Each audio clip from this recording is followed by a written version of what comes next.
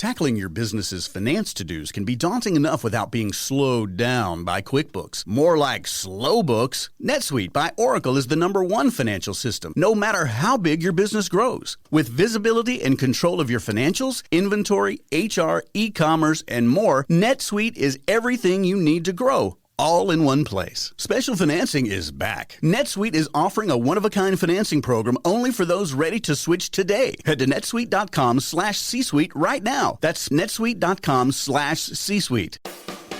Welcome to the Entrepreneur's MBA, bringing you lessons from real-life entrepreneurs they don't teach in business school. Here's your host, business coach and marketing strategist, Adam Kipnis. As entrepreneurs, one of the biggest challenges is the barriers to growth.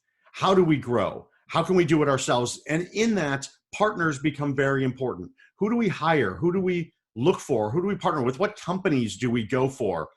In the entrepreneurial experience, it can feel really painful to hire an outside consultant or to bring in a third party, but it can be very critical to growing. We're going to talk about how that works and how you can think about it and how business owners should think about looking for partners and utilizing partners, whether it's technology, whether it's sales. Those are the two biggest we see. This is Adam Kipnis, host of the Entrepreneur's MBA podcast, sponsored by Network Together. Go to ntevents.net to go to networking groups all over the country, but done virtually. In addition, thanks to C-Suite Radio for hosting and promoting the podcast. Today's guest, Rick Stoddard, is a longtime professional in the sales, technology, and consulting role, working with business owners like yourselves. So we're going to talk about how to find people like him, how to know it's the right person, and what value those third parties can bring. Rick, thanks for joining me today and having this conversation. Absolutely. Looking forward to it. Fantastic.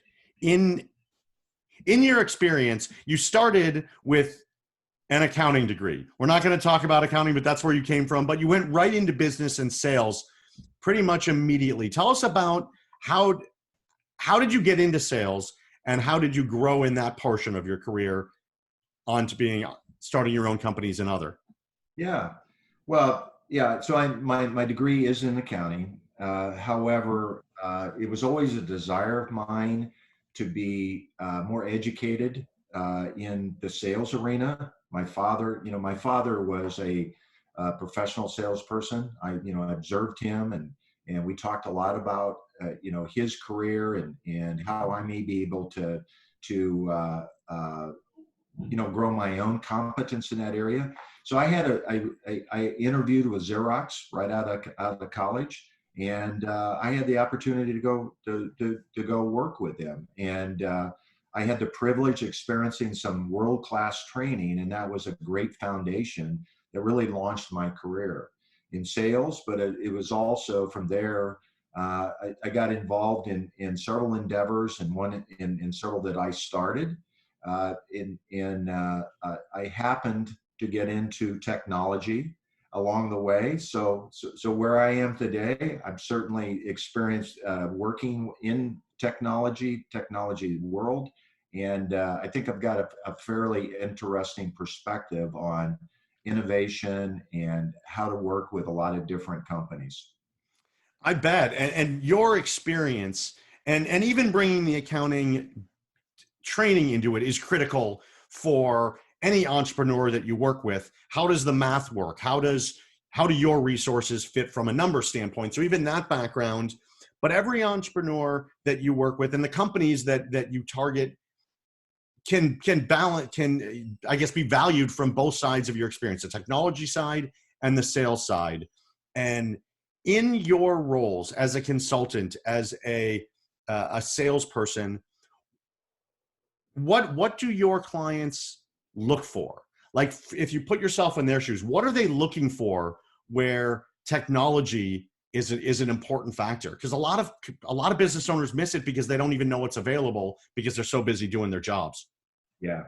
Well, I can tell you what they don't want. They don't want someone just selling them. They absolutely don't want it. They want a trusted advisor.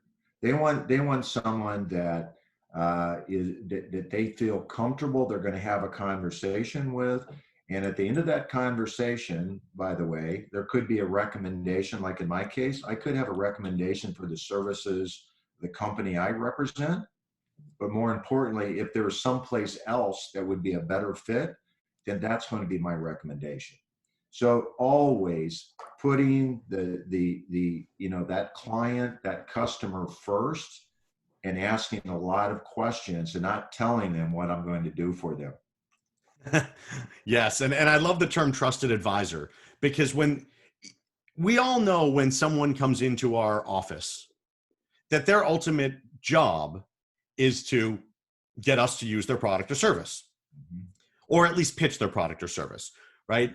How do you balance the trusted advisor side versus the revenue side, right? Because it's important that you and your company are served by getting more clients and driving revenue. But if you sell the wrong clients and they don't get what they need, it's a blemish on your side. They're not going to have a great experience. It doesn't help. How do you mentally balance that? And then how does that translate to your clients? Yeah. Well, I think, again, you're right. I mean, certainly the conversations that I'm having, is there an opportunity for my company? But what I've learned over time is that what you never know is if you have I guess a rewarding conversation with someone, you never know who they might recommend you to as well. So again, there may not be a direct fit, and you don't. I would certainly encourage what people don't want. Again, they don't want to be sold. They want to be in a conversation of what would make a difference for them in their business. And in that conversation is where you uncover really where is that connection? Where is it that you could actually assist them? Does that make sense? It makes total sense, because the sale is not in what you deliver. The sale is in the questions that you ask that allow someone to tell you what they really want and need. How do you go into those conversations to uncover, as a business owner, I don't know what I need until you allow me to find the holes, so to speak. Yeah. So in that conversation, how do you help business owners identify where their gaps are, where their holes are? Well, it's likely I've got a reasonable idea where there may be some challenges, and it's really in the questioning. When I meet with people, I'll probably, in that conversation, I may talk 20-30% of the time. So it's asking the kinds of questions that really have people do the type of critical thinking that could make a difference. And that's really a differentiator. That doesn't happen enough. And when someone is in those kinds of conversations, it elevates you as well as, again, in that role of being a trusted advisor. Very true. And I don't want to date either one of us, but if you think about the technology that you were probably selling at Xerox when you started to technology today, not only in what it delivers, but in how businesses can be supported by it. Talk a little bit about, because with a copier, it helps business, but now technology can replace people. It can replace resources. It can save time. It can build capacity. Talk a little bit about just the technology landscape that you see where you support your clients. Well, it's all about accelerating innovation. The world of innovation is exploding. And by the way, the pandemic we're involved in right now that's only accelerating that whole environment. So we're moving faster and faster, and technology is enabling us. So it's really it's being aware of what's coming and how, and it's not so much what is today, but I should refer to, there was something that Wayne Gretzky talks about, right? It's about skating to where the puck is going to be. And that is the kinds of conversations that I love having with my prospects and my clients. Where's the puck going to be? And that's where I want to assist them. And I love that quote. It's got so many uses, and I think we've probably all used it in some way, shape, or form. But, and you put me down a question road that I want to take you through, which is, when is the right time? Right? The right time to plant a tree was 20 years ago. The second best time is today. But for a business, some businesses can have the luxury of investing for the future, like you were talking about, because they've got the resources to plan. Others are so in the moment that they're stuck and they're hoping this technology can create savings capacity, whatever they need. How do you help your clients in either situation, the ones that need it yesterday or the ones that need it tomorrow? Yeah. Well, I think it's really prompting an honest conversation of where they are from a financial standpoint, what it is that, what's really the view of the market that they're addressing, and by the way, are they on point? Because many times, I meet, especially when I talk to startups, one of the first questions I ask all of them: why? What is your why? I don't care what the solution is. What's the why behind it? And if they can begin to answer those kinds of questions, it has a tremendous impact on clarity moving forward. So it's all about that foundation that you have today.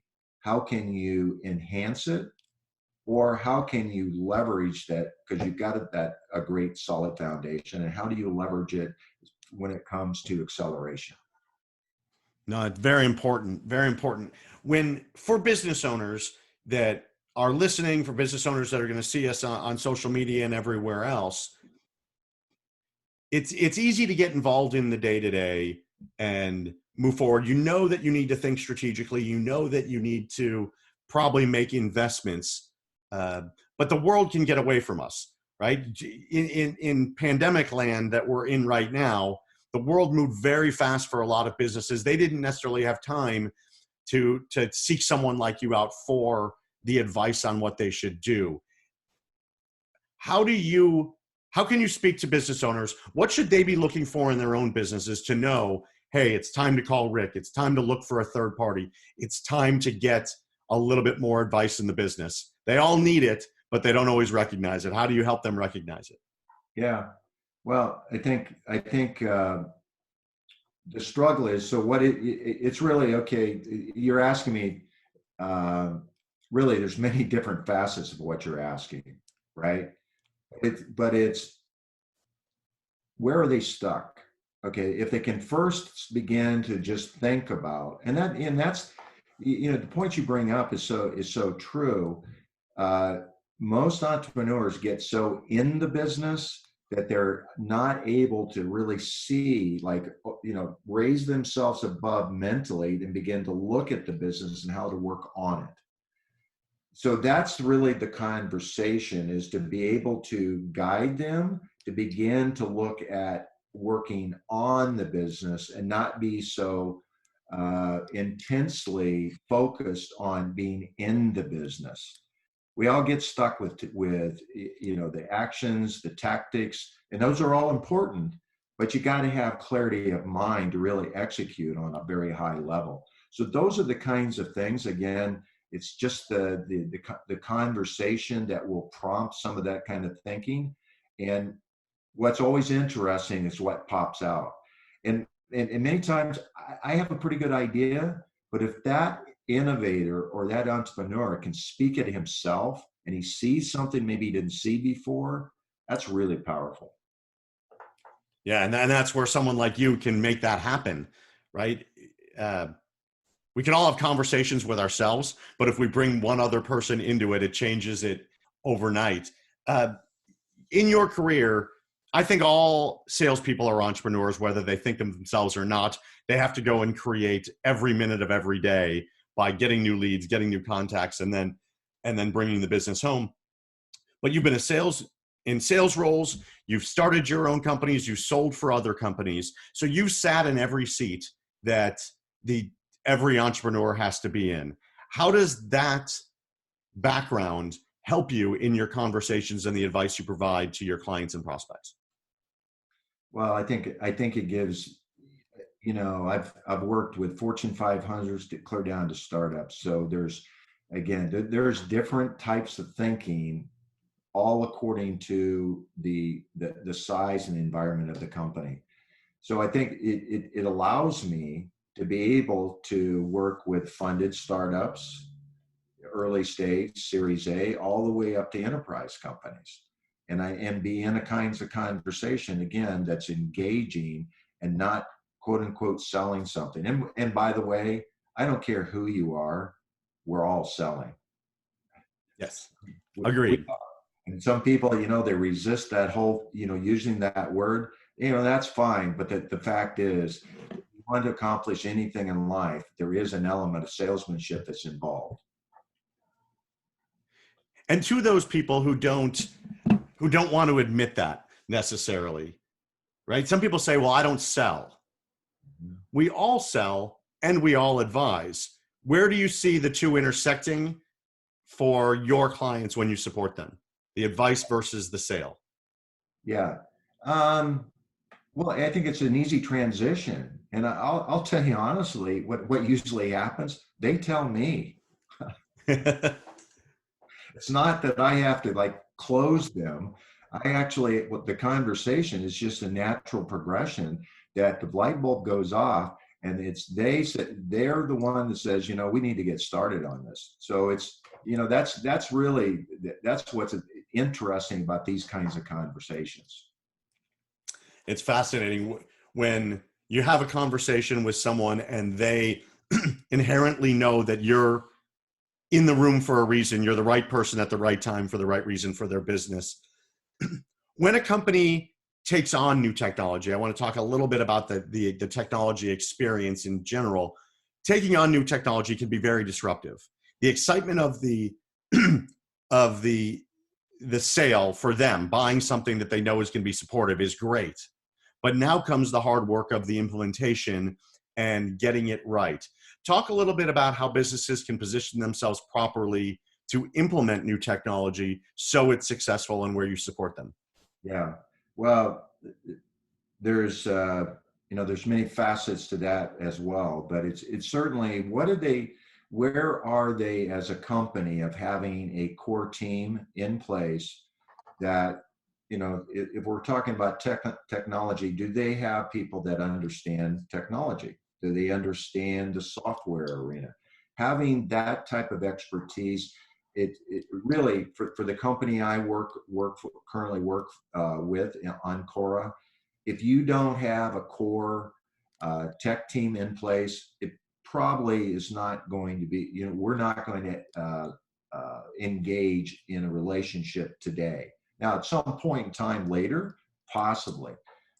But the thing is how do you, once you have that core team, how do you leverage the resources to be able to grow as fast as possible? Because again, if you're a SaaS software company, it's all about velocity. So how do you structure it? Who do you talk to that maybe can educate you on how to do that? One of the biggest mistakes a lot of people make that I talk to, is they have made decisions not necessarily based on research and really trying to understand the process, but what they think is the right thing to do, or they get sold. And unfortunately, a lot of times they have a bad experience. So it's being educated in a way, and that's a lot of what I do. I educate, and I think that's a very powerful way to engage with people. Focus on educating them first. Agreed. If you go into the features and benefits and all the bells and whistles too fast, people can get lost in what's going to happen. If you educate them on why it's going to work and where it's going to be of value, then those features, benefits, bells and whistles become all the more valuable. Oh, absolutely. And there's always a story to be told, right? On both sides. So if we can actually be in a kinds of conversation, we're sharing stories, it's so engaging.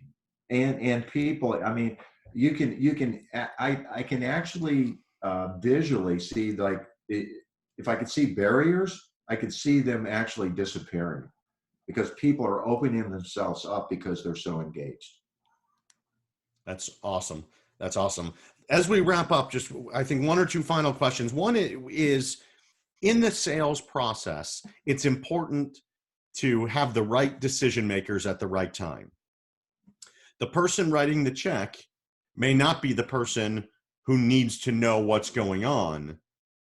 How do you work with companies to make sure that not only the economic buyer, the person who's ultimately writing the check, understands the value of what you're delivering, but the tech team that you're going to work very closely with and on the implementation side knows that it's the right product? How do you engage companies to make sure that all of those are unified so you have a successful outcome? Yeah, well, it's according to size.